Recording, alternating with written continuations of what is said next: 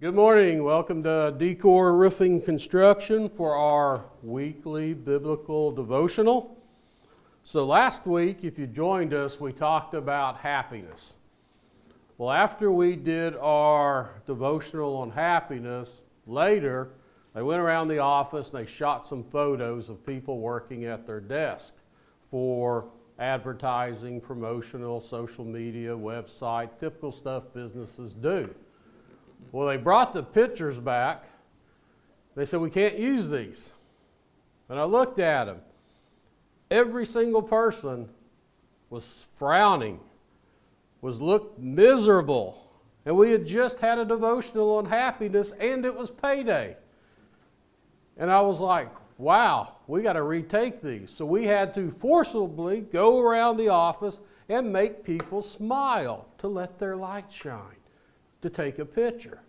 Well, as I went through the week and I started talking to more and more people, both at work and outside of work, it became apparent that we live in a very stressed out society.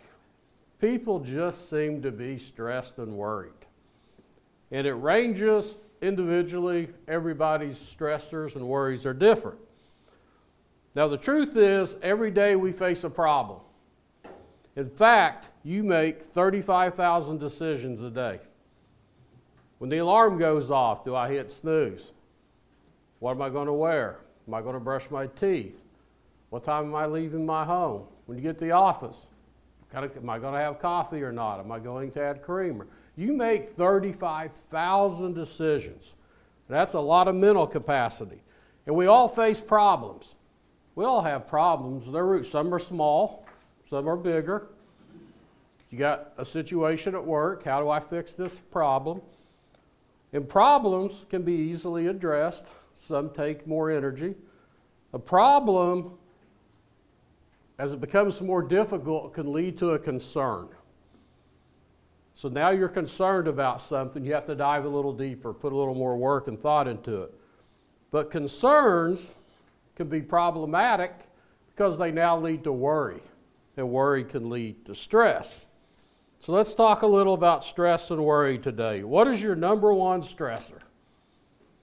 Now, it changes over time depending on what phase your life on, but most people have one thing that stresses them out more than anything else. It dominates at least 80% of their thought process during the day. It could be your health. You got a bad medical report, you got a pending surgery, or something going on with you physically, and it's got you concerned. Now you're worried, and if it continues too long, you start becoming stressed. It could be your job, something you're facing at work. Maybe you got a project, a new product launch. Maybe you got too much work. Maybe even worse, you got too little work. It could be your children, a situation with one of your children that's gone astray or is kind of off on the wrong thing, and it really is your focus. It could be your finances. You got an unexpected bill. You're trying to make ends meet. It might be what you're going to do this weekend. What restaurant am I going to eat at? What movie am I going to go see? If that's your number one stressor, congratulations, you got a really good life. Worry is the number one cause of stress. When left unchecked, worry builds, and it creates stress on our bodies, which is very detrimental to us. And stress, when not handled quickly, leads to anxiety, which anxiety can become crippling. Now, I want to be clear today, we're not here to talk about a medical condition of anxiety. If you're suffering from chronic anxiety, I encourage you go seek professional help, go see a counselor, a good Christian counselor, go talk to somebody, see a doctor.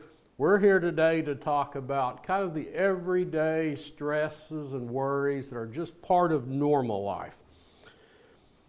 But the good news is you don't have to worry, because God has your story covered from beginning to end. Now, the problem with that, sometimes we take the pen away from God and we decide we're going to start writing our own story. And sometimes that creates problems, which become concerns, which worry. We need to give the pen back to God and let God write our story. God knows what's ahead, and He can handle it. Now, you will go through some storms and some troubles in life, and they will strengthen you and they will build your faith. But with God, He promises you, I'll hold your hand. I'll go with you through the storm. We'll walk through this problem, this stress, and this worry together. So what keeps you up at night? That's an old phrase I heard growing up. People talk, you always hear the old timers sitting around, at the family. What keeps you up at night? I guess that was just a phrase. And 90% of the time, you'd hear people say, work. Work keeps me up at night. Well, work does not keep you up at night. Worry keeps you up at night. When you left the office at 5 o'clock yesterday, that project that you left on your desk was still there this morning. That presentation you had to make is still there this morning. That bid you have to put out, it's still there this morning. The work does not change. Rarely does it even change much day to day, week to week. It's there. But what keeps you up at night is when your mind worries and dwells, and we go down that spiral of what ifs. What ifs. And for most of us, what ifs are negative. We usually say, what if something goes wrong? We rarely say, man, what if this thing takes off? This could be big. And that's kind of human nature. Jesus knew we would have a lot of concerns and problems and a lot of worries that would affect us. He addresses an entire section about worry and stress on the Sermon on the Mount. And one of my favorite verses is Matthew 6:34. And here's what Jesus tells us about worry. Therefore, do not worry about tomorrow, for tomorrow will worry about itself. Each day has enough trouble of its own. And what he's really saying here is that whole work keeps you up at night. No, it doesn't. Worry does. Address the problems and concerns of the day. Live in the present. Take care of what you can take care of today, and tomorrow you're going to have enough mercy and enough grace given to you by God to take care of the problems and concerns of tomorrow. But let tomorrow take care of itself. Don't borrow stress and worry from tomorrow and pull it into today. Leave it where it belongs. Take care of today. And Jesus was very clear what he thinks about worry in the Bible. We were not made to worry. That's not our purpose. We were not made to worry. But let's be realistic.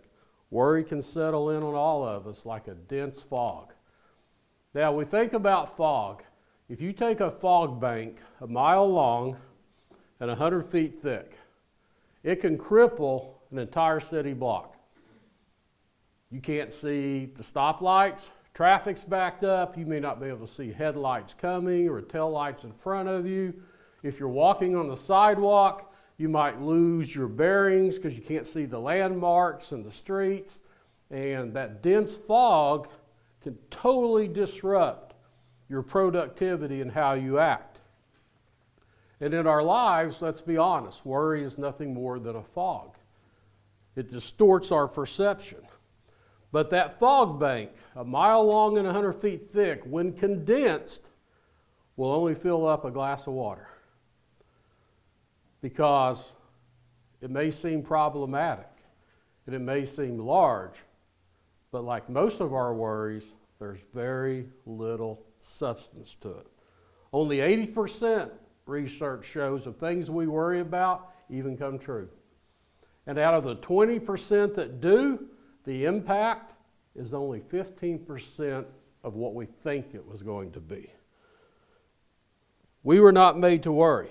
David Allen said, much of the stress people feel does not come from having too much to do. It comes from not finishing what they've already started. So think about that. It's Friday afternoon. You're sitting at your desk at work. You got this one more report to get out to a client. You could probably knock it out in an hour, send it and be on your way. But you're like, yeah, it's Friday afternoon. Weather's kind of nice. I'm bailing. I'll do it Monday. I'll put it off. And what happens Monday morning when you're driving to work? The boss calls. Redirect. Got an emergency. Load the trucks. We're headed to this town. And you spend a whole day there. The next day, you spend the whole day writing up a report. And Wednesday, the third day, you're consolidating pictures and going back to clean up. And guess what's due on Wednesday? The report you could have done Friday. And you got distracted. Because why? A lot of our worry comes from procrastination. We put it off. Should have got the bid out today. Should have made that inspection today. Had time, just thought I'd do it tomorrow. But see, the problem is we don't know what's going to happen tomorrow, and then we spend all of our time putting out fires.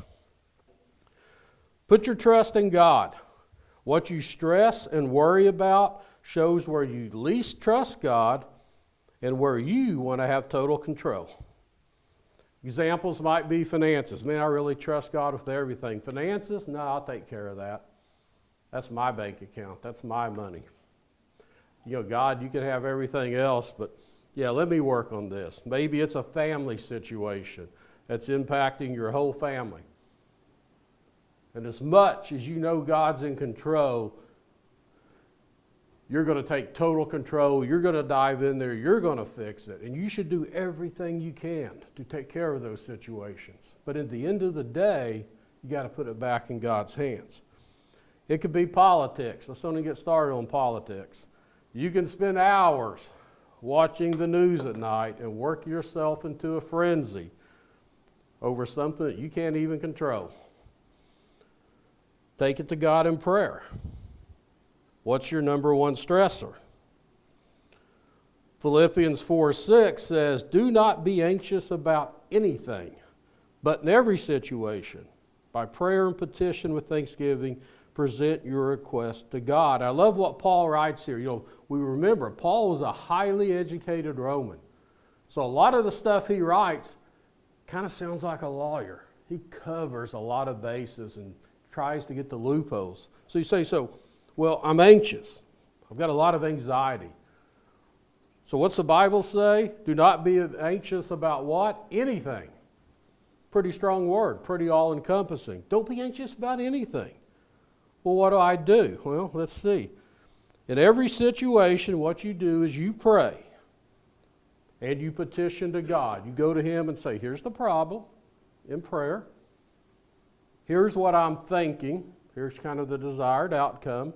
He may or may not do it that way. Oftentimes He doesn't, but He wants your honesty, and you give thanks. Thanks for listening. Thanks for the problems you solved in the past, and I thank you for the things that are coming. And we present those requests to God. Because if it matters to you, it matters to Him. And worrying is unreasonable for several reasons. Worry exaggerates the problem. It makes the problem bigger than it really is. What's the old saying? Makes a mountain out of a molehill. It doesn't solve anything, worrying. We need to fix our eyes on Jesus and not the problem. But too many times we become fixated on the problem, and the more we stare at the problem, our worries and stress grow, and the image of Jesus and God diminish. Peter, walking on water, was the prime example of that in the Bible. Jesus is sitting there with his hand saying, look at me. Come to me, Peter. And Peter's walking on water. How cool is that? He was actually doing it. But then the Bible tells us he looked at the waves and the storm and the lightning. He looked at something else. When he looked at the problem, he began to sink because he took his eyes off the problem solver. I love this saying, to worry about something you cannot change is useless. To worry about something you can change is stupid. Just go change it. What a great thing. How many times do we worry about things you can't change? The weather. It was 80 degrees yesterday, and now it's supposed to be 40 today. So you can't control the weather, but how many people worry about the weather? You watch the news, oh, it's 80 today, it's going to be 40 in the morning, maybe I should plan on wearing a coat. You make a plan. Oh, there's severe weather coming in. I can't control it, but I can have my flashlight. I can have my pillow and blanket ready to go into my Frady hole. I can prepare, and therefore the problem is solved. But I don't need to worry about the weather because I can't control that. And yet we worry about things we can't control. But the second part's even better. To worry about something you can change is stupid. Just go fix it. If you can change it and you know the solution, don't worry about it, go fix it. How many times you see a trash can in your kitchen and it's full and you go over there, and what do? Dwayne sets a cup and he shoves it down there, compacts it as deep as he can. Then the next family member comes along and they got a sack of trash and they put it on top, and now it's kind of teetered. Well, here comes the next person. Well, if I balance this box and this cup just right, and now I got about a 4-foot mound of trash, but no one has done what? Take the trash out. No one has pulled the sack, fixed the problem, put the new liner in, problem solved. And yet we worry that, wow, that trash is getting pretty high, and that trash is kind of starting to smell. If you can change it, don't worry about it. Just go fix it. And then there's rumors, lies, and gossips. How many times do we worry about things that aren't even true? And when you think about that, that might be the silliest thing of all. You hear a rumor. You hear a lie about a family member or someone you love, and you start worrying about it. But you know it's not even true. So what are you worried about something that's not even true for? And gossip. I kind of like rumors. I learned a lot about myself. Things I didn't even know about myself through rumors. But yet we want to worry about things that aren't even true. Jesus tells a great story about worry with Mary and Martha in the Bible in Luke chapter 10. And it's in about 4 or 5 verses, 38 through 42. I'm just going to read them from here. So Jesus is going to Mary and Martha's house. That's the sisters of his friend Lazarus in Bethany. Before he's getting ready to go to Jerusalem, his time's coming to an end. Everybody's starting to, Romans, Pharisees are starting to rally against him. So he's going to their house to relax, recharge, and kind of get ready for his final time on earth. As Jesus and his disciples were on their way, he came to a village where a woman named Martha opened her home to him. She had a sister called Mary, who sat at the Lord's feet listening to what he said. But Martha was distracted by all the presentations that had to be made. She came to him and asked, "Lord, don't you care that my sister has left me to do the work by myself? Tell her to help me." So Martha is in the kitchen, trying to throw together a charcuterie board, trying to melt some Velveeta to make some cheese sauce, throwing the tall Nestle cookies into the oven, and Martha's lit, and Jesus is talking, he's teaching. Jesus is throwing a party in your house. And she's worried about the presentation, not the people and the purpose. And she comes, she's getting frustrated because Mary's in there soaking up the good time, and she's working. And what's Jesus' respond? He says, "Martha, Martha," the Lord answered, "you are worried and upset about many things, but few things are needed, or indeed only one. Mary has chosen what is better, and it will not be taken away from her." Now, he's not scolding Martha. And honestly, he's probably telling Mary, yeah, he probably could have helped a little bit. He probably could at least put some ice in a few cups or whatever. But what he's really teaching us, the story's about priorities.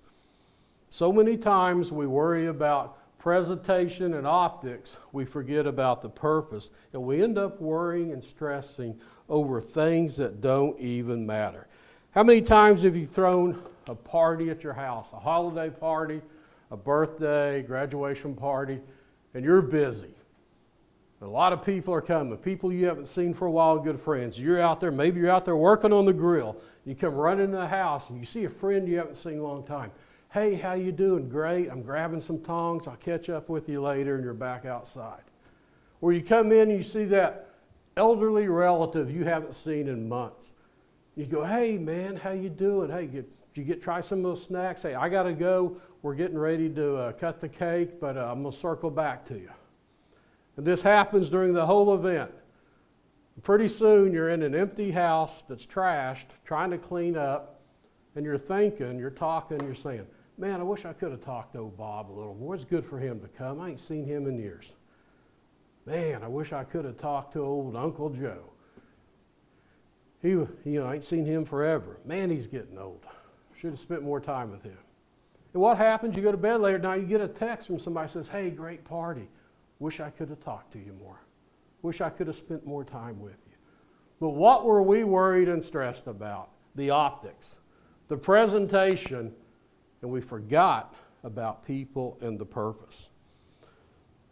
Proverbs 14:30 says, a peaceful heart leads to a healthy body.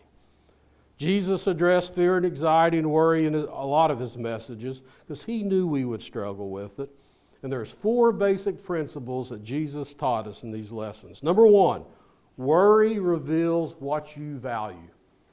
So think about that, and that's really good, bad, or indifferent. What you worry about is what you're putting value on. You're worried about money, that's where your value is. You're worried about a family, that's where your values are. You're worried about work, that's where your values are. So what you're worrying about is really, that's your first indicator, this is what I value in my life. This is my priority. Number 2, worry reflects your view of God. If you're worried about something, then that tells you your view of God is maybe he's not all in control. Maybe he doesn't control everything. Maybe he doesn't have my best interest at heart, so I better worry. Number 3, worry is related to your trust level in God. Well, I know God cares about me, but I don't trust he's going to answer this situation the way I need it answered. He's going to do it his own way. Isaiah 55:8-9, for my thoughts are not your thoughts, neither are your ways my ways, declares the Lord. As the heavens are higher than the earth, so are my ways higher than your ways, and my thoughts than your thoughts. Our trust level in God is directly reflected in what we worry about. Where do you trust God? Where do you not trust God? And number 4, worry is redirected by serving others. In all of his lessons about worry and stress and provision, there's always a loop in there where he comes back to serving somebody else. Because when we attend to somebody else's needs and problems and help them from a position of generosity and giving, doesn't it kind of diminish your own problems in life? Kind of makes you feel good. Well, maybe my life's not as bad as I thought. And I think that's an important message that when Jesus taught us about worrying, go help somebody else. See what they're worried about. See what's stressing them out. Maybe you'll appreciate your life a little better. So wrap it up here. When you feel like you're drowning in life, do not worry, because your lifeguard walks on water. You're not drowning in life. You've got the lifeguard right there walking on water with you. Matthew 6:27. Can any one of you, by worrying, add a single hour to your life? We all have so much time in life. God knows when our time is. You get like me, you got more years behind you than you do ahead of you. Do you want to spend your life, your final years, do you want to say, wow, I spent half my life worrying about that, and I missed out on the people and the relationships and sharing the love of Jesus? How much do you want to look back and realize you spent half your life stressed out, worried, and full of anxiety when God's got such a fabulous purpose for us? And I'm going to leave you with one last saying from the late Robin Williams. This is your final advice and phrase for the day. He said, everyone you meet is fighting a battle you know nothing about. Be kind always. So I challenge you today, go out with a mindset, take care of the problems and concerns of the day. Don't worry about tomorrow. Put it in God's hand and look and be kind to all of those around you. We appreciate your time today. We will see you next Wednesday. Stay warm out there today. Thank you.